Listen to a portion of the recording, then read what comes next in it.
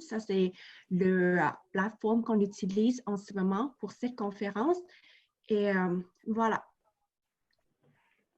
Dans les objectifs d'aujourd'hui, on va parler par rapport à comment commencer et comment débuter, comment organiser des réunions. Aussi, on va attaquer les paramètres de confidentialité et de sécurité. On va faire un petit survol sur des options de réglage des réunions à votre disposition. Premièrement, j'aimerais parler des avantages de Zoom. Alors, Zoom, ça nous aide à organiser des appels de grands groupes et aussi pour organiser des webinaires. Zoom est une plateforme idéale pour des rencontres interactives parce que tout le monde a une capacité de partager son écran, exactement comme ce que je fais en ce moment. Je partage avec vous mon PowerPoint. Zoom a une haute qualité d'appel. Ça veut dire qu'elle a moins de ruptures avec de plus grands groupes. On a plusieurs options de vue sur Zoom. Par exemple, la galerie et aussi la vue active au parleur. Cependant, il existe aussi quelques avantages. Certaines fonctionnalités ne sont pas accessibles à tous les utilisateurs. Des fois, vous devriez payer pour ça. Ça veut dire avec plus de fonctionnalités, cela veut dire que c'est plus compliqué à apprendre Zoom aussi. La sécurité et protection des données par rapport à ça, pour pouvoir garder bien vos données en sécurité, on vous suggère de ne pas connecter votre Zoom à d'autres réseaux sociaux, par exemple comme Facebook. Pour les fonctions de Zoom sont les vidéoconférences pour une capacité maximale de 100 personnes, des réunions illimitées 1 à 1. Aussi, il y a une limite de 40 minutes pour tous les appels vidéo Zoom. Pour des vidéoconférences gratuites, on a une limite de 40 minutes. Aussi, il y a un partage facile d'écran. On peut aussi diviser le grand groupe en plus petits groupes. Zoom peut fonctionner bien sur les appareils Apple et Android et aussi sur tout autre ordinateur. Le téléchargement de Zoom, le Zoom peut être utilisé directement sur votre navigateur Internet. Ça veut dire que vous pouvez vous connecter sur le site web. Mais pour obtenir tous les avantages, on vous suggère d'aller télécharger l'application Zoom. Cette application est disponible sur les ordinateurs, les téléphones et les tablettes. Pour télécharger le Zoom, vous pouvez aller sur ce site web qui est indiqué ici sur l'écran, qui est zoom.us et /download. Et aussi, pour télécharger le Zoom, une fois que vous êtes sur le site web, vous pouvez justement cliquer sur le bouton télécharger et ensuite suivez les instructions et vous devriez pouvoir finir l'installation avec succès. Si vous décidez d'utiliser des appareils mobiles ou vos tablettes pour utiliser le Zoom, alors vous pouvez aller aux boutiques d'applications, dépendamment du type de mobile que vous utilisez. Par exemple, pour le Google Play Store, si vous avez des appareils d'Android, alors vous devriez utiliser cette boutique d'applications-là. Si vous utilisez des produits d'Apple, alors c'est Apple App Store. Une fois que vous êtes rendu dans la boutique d'application, pouvez faire des recherches.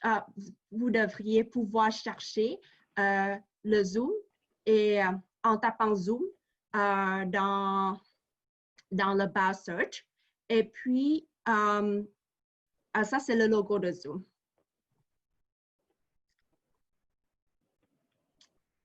Et ensuite, pour pouvoir utiliser Zoom comme info, il faut que vous inscrivez. Et ça, c'est totalement gratuit. Ou aussi, vous pouvez connecter votre compte Google ou Facebook, mais ce n'est pas une façon qu'on vous suggère à faire à cause de la sécurité optimale. On vous recommande de créer un autre compte séparément pour Zoom. Et voici, on vous présente la page d'accueil de Zoom. Et on a ça, c'est pour commencer une réunion. Ça, c'est pour rejoindre une conférence. Ça, c'est ce que je crois que vous avez tous fait pour pouvoir venir ici. Ça, c'est pour planifier une réunion. Et ça, c'est pour partager l'écran. Si sur d'autres appareils mobiles, ces pages devraient apparaître un peu différemment.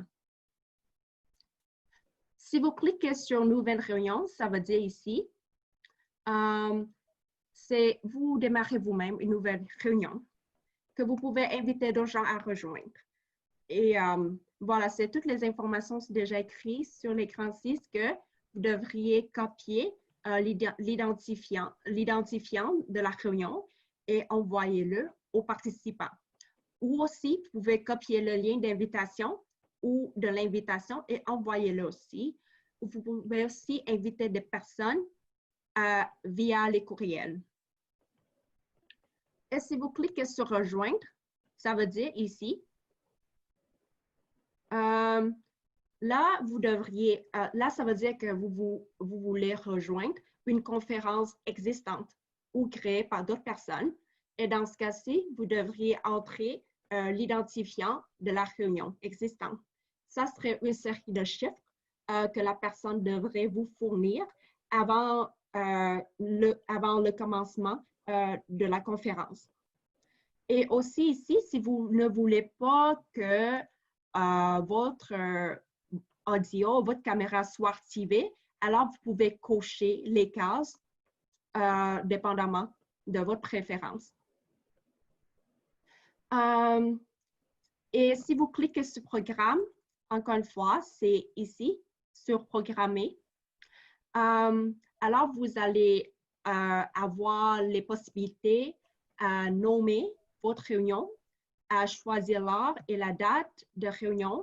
Vous pouvez aussi décider si la réunion, si vous voulez créer un mot de passe pour la réunion. Vous pouvez aussi ajouter d'autres options avancées.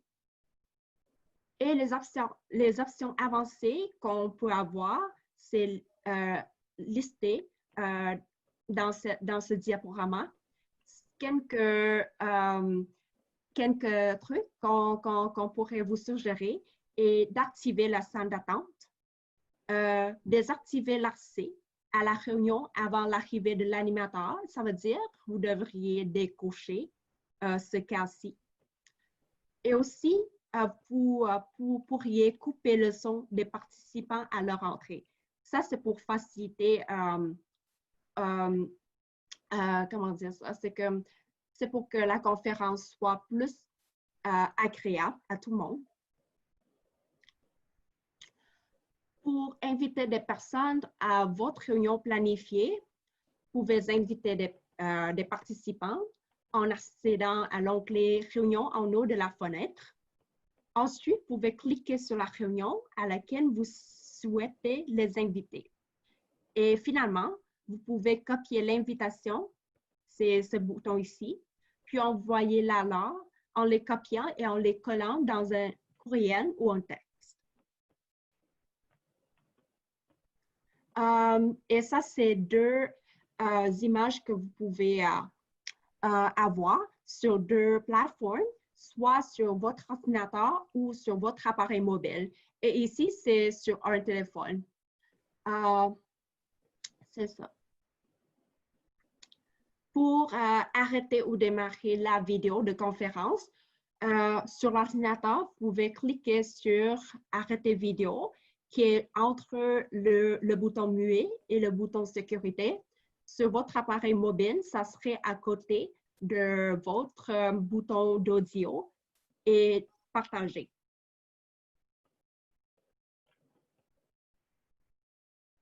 Par rapport au réglage des paramètres vidéo, vous pouvez ajouter les paramètres en cliquant sur la flèche à côté du bouton vidéo qui est ici.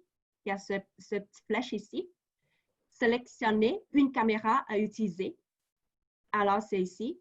Ça, c'est sur un appareil mobile d'Apple, je crois. Vous pouvez choisir aussi un fond virtuel. C'est comme le fond virtuel de Cyber Seniors qu'on a en arrière de nous en tant qu'hôte.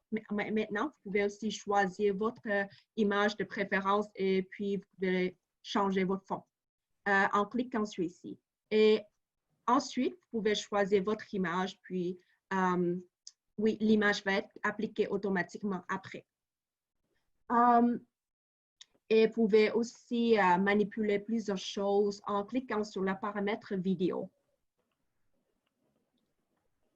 Pour couper le microphone, ça veut dire pour que votre voix ne soit pas entendue par tout le monde dans la conférence, pour ne pas déranger d'autres mondes. Si jamais vous avez besoin de parler pendant la conférence avec d'autres mondes, alors vous pouvez cliquer sur muet.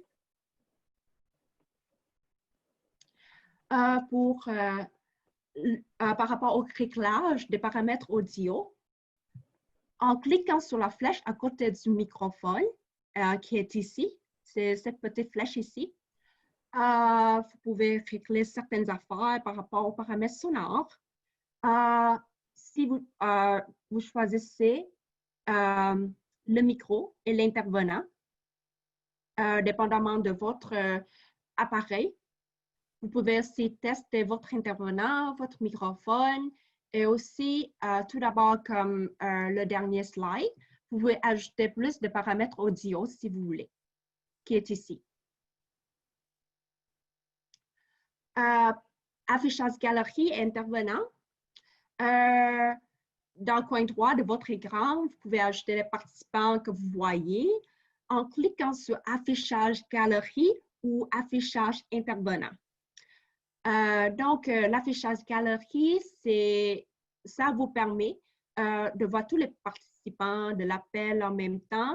Et l'autre, qui est l'affichage intervenant, ça vous permet de voir uniquement le haut-parleur actif en plein écran. Mais sur des appareils mobiles, vous pourriez obtenir différents affichages en regardant vers la droite ou la gauche. Ça, c'est un symbole pour retourner la caméra au cas où votre appareil mobile ou votre ordinateur, qui est rare pour les ordinateurs, mais ça existe, c'est que si jamais vous voulez changer de caméra, vous pouvez montrer au monde ce qui c'est, pas votre visage, mais ce qui se produit en arrière de votre ordinateur. Vous pouvez cliquer sur ça, sur ce symbole-là. Et c'est ça, c'est pour l'attention. Ceci n'est disponible que sur les appareils mobiles. À nos jours, ça existe aussi pour quelques ordinateurs, mais c'est rare. C'est très rare. Alors, c'est ça. C'est très souvent que vous devriez pouvoir choisir ce symbole sur les appareils mobiles. En tant que l'hôte, pendant une réunion, vous pouvez cliquer sur le bouton des participants pour manipuler certaines affaires. Vous pouvez cliquer sur plus à côté du nom de participant choisi pour démarrer ou arrêter leur vidéo ou le micro. Vous pouvez aussi nommer l'animateur, supprimer certains participants non désirés de la réunion aussi, et beaucoup plus. Pour partager l'écran, vous pouvez justement cliquer vous pouvez choisir le bouton de partager l'écran qui est ici, qui est indiqué dans ce slide. Et cela vous permet de partager ce que vous voyez sur votre écran en ce moment à un certain moment à tout le monde. Par exemple, pour partager les diaporamas comme ce que je fais en ce moment. Et si jamais vous avez plusieurs écrans aussi ouverts en même temps, alors vous devriez choisir encore une autre fois. Après avoir choisi ce bouton, vous devriez choisir par la suite un autre écran que vous voulez partager au monde, si jamais vous avez plusieurs écrans ouverts en même temps. OK. Fait pour le réglage des options de partage, en tant que l'hôte, encore une fois, vous pouvez modifier les options de partage. Vous pouvez cliquer sur la flèche à côté du bouton Partager l'écran qui est ici et sélectionner qui peut partager. Par exemple, un participant à la fois peut partager. Ça veut dire seulement une personne peut partager à chaque fois. C'est comme, c'est pas possible que deux personnes ou plus peuvent partager leur écran en même temps. Vous pouvez aussi, si jamais vous désirez que plus de participants partagent l'écran simultanément en même temps, alors vous allez cocher sur le deuxième choix. Et aussi, vous avez l'option de choisir qui peut partager son écran. Alors, si vous choisissez seulement l'hôte, alors si vous êtes hôte, seul vous pouvez partager votre écran.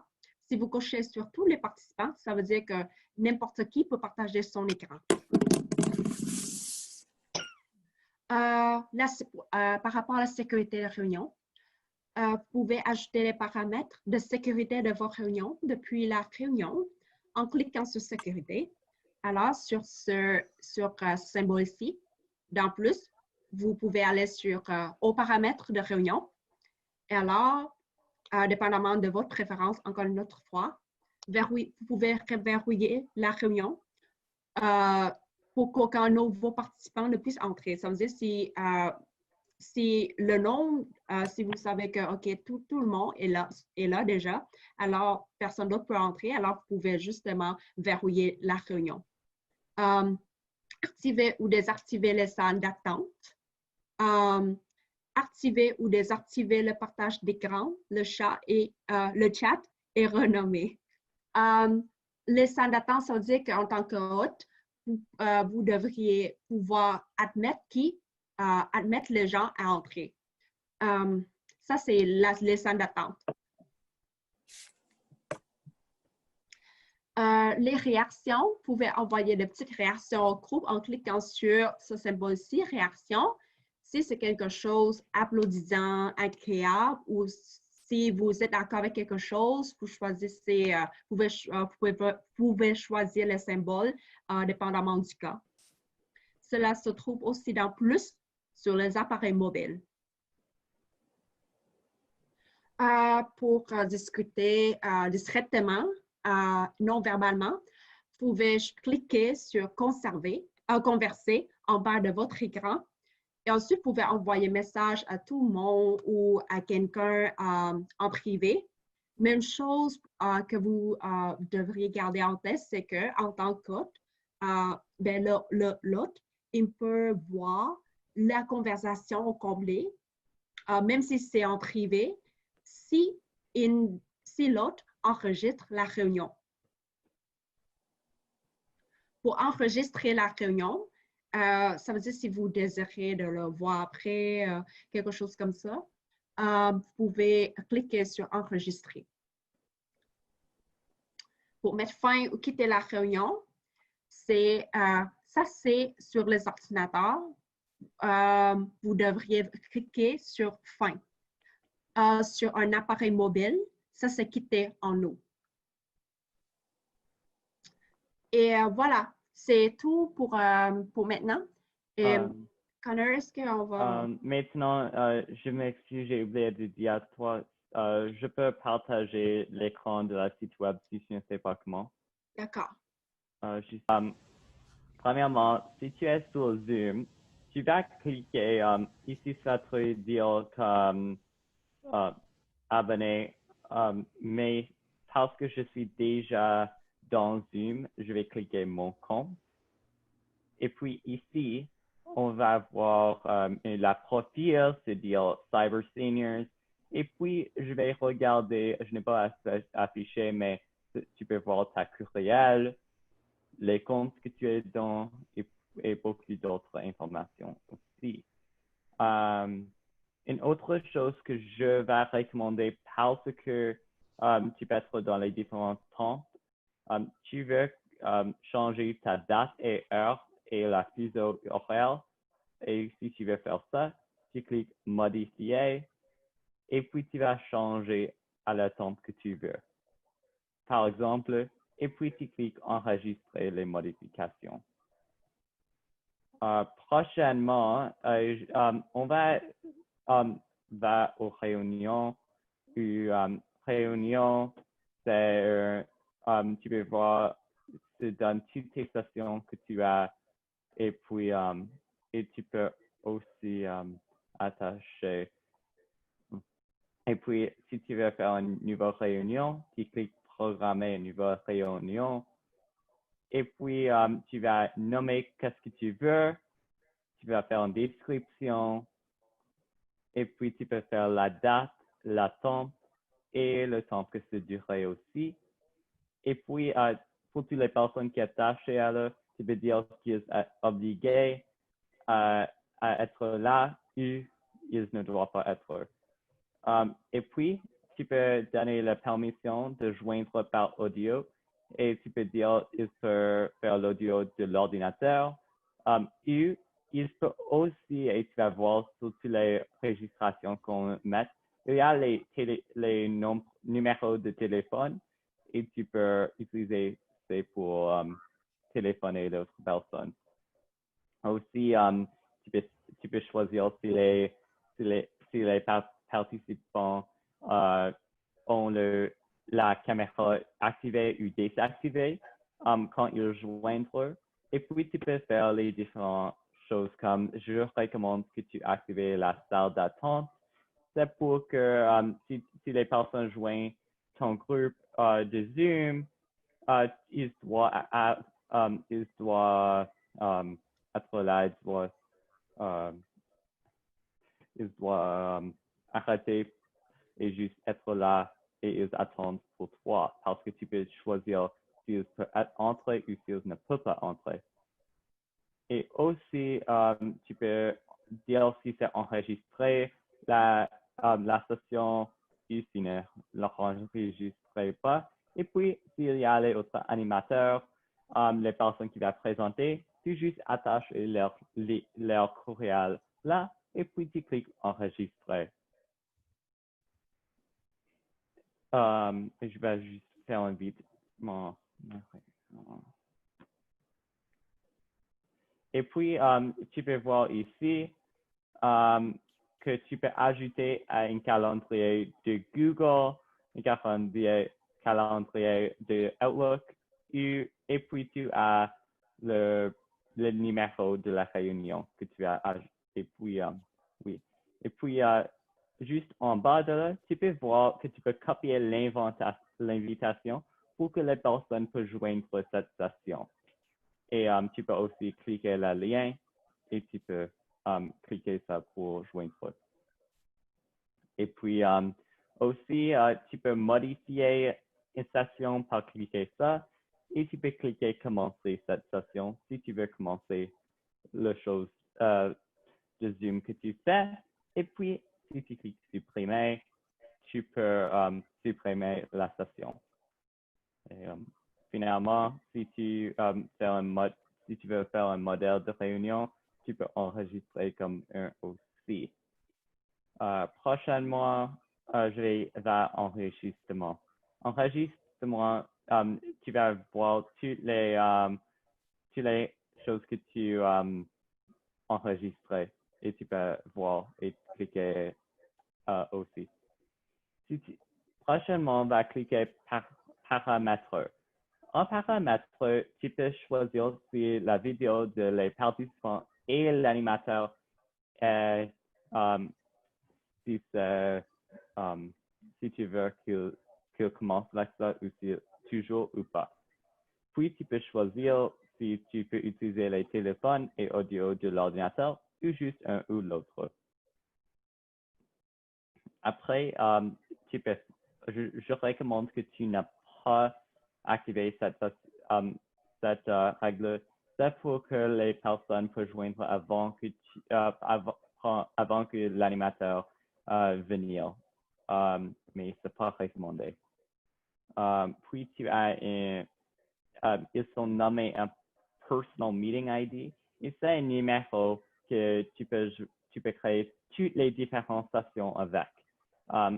Si tu veux partager avec ta famille, mais toujours n'utilisez pas pour les stations publiques. Et puis, tu peux dire, tu dois avoir un mot de passe pour ces stations avec le personal meeting ID là, ou la réunion personnelle. Aussi, tu peux dire que juste les personnes qui je ne peux pas dire ce mot, je m'excuse, qui sont attachés à la station, qu'ils doivent être enregistrés avec un compte de Zoom. Puis, tu peux demander un mot de passe pour toutes les nouvelles réunions. Et puis, pour les sessions instantanées, c'est les sessions que tu juste commences. Et il va commencer. Puis, aussi de ça, je pense que tu veux que converser, c'est accessible pour que tu peux voir les commentaires de les personnes. Et puis, autrement que ça, tu peux faire les sondages, tu peux faire les co-animateurs et tu peux faire les règles pour que les personnes puissent partager leur écran aussi. Autre que ça, tu peux faire les retours non verbaux et tu peux aussi mettre les règles pour que si tu vois une chose qui est inappropriée dans ta session, tu peux dire l'information à Zoom. Et et aussi finalement, je vais parler à propos de les salles de petits groupes. C'est bien et tu dois aller à ce site web pour accéder, pour activer les sessions pour que si tu as beaucoup de personnes dans un groupe, tu peux simplement cliquer ça et tu peux, comme beaucoup de groupes en une session, comme je peux aider 10 personnes et puis une autre personne peut aider 10 personnes par exemple. Et on utilise aussi pour notre session de Cyber Seniors parfois. Autrement que ça, je pense que tu l'as que tu vas accéder, mais tu peux toujours regarder ici si tu veux. Et encore, si tu veux accéder, tu juste vas à le site web de Zoom et tu cliques Mon compte.